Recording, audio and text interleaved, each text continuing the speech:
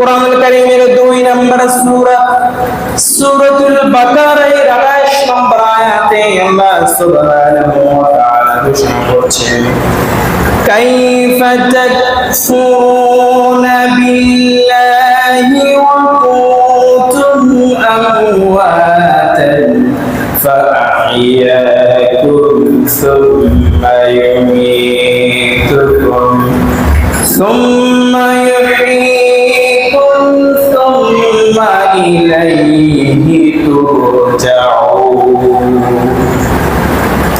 আল্লাহ পাক রব্বুল আলামিন বলছেন, বান্দা শোনো, কাইফা তাকফুরুনা বিল্লাহ, কেন তুমি অস্বীকার করো, কেন তুমি নাফরমানি করো, কেন তুমি আমাকে ভুলে গিয়েছো।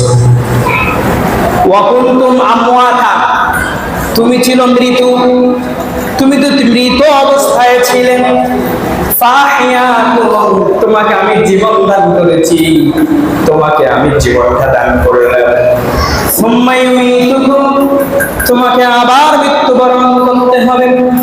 সুম্মা ইউহয়ীকুম, এই মৃত্যুর পরে তোমাকে আবার জীবিত করব।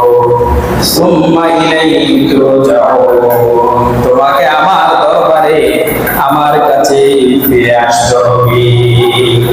এই হলো আয়াতের সংক্ষিপ্ত কথা। আল্লাহ তাআলা বলছেন, এই বান্দা, ওই বান্দা শুনো, কাইফা তাকফুরুনা বিল্লাহ, তুমি কেন আমাকে ভুলে গিয়েছো, কেন আমাকে অস্বীকার করছো, তুমি কেন অস্বীকার করছো আমাকে। তার মানে হলো এই, একটু মনোযোগ করে শোনার চেষ্টা করে।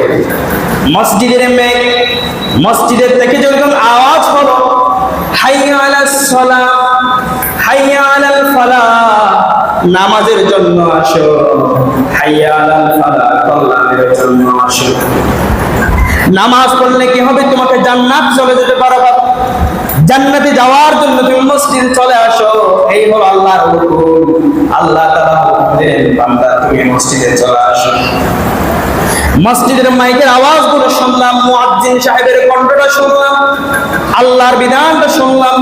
আল্লাহ তাআলা বিধান করেছেন, আযান যখন হয়েছে তুমি আর দোকানে বসে থেকো না, ব্যবসা বাণিজ্য করো না, দোকানের সাফারটা একটু বন্ধ করে দাও, নামাজের জন্য চলে আসো।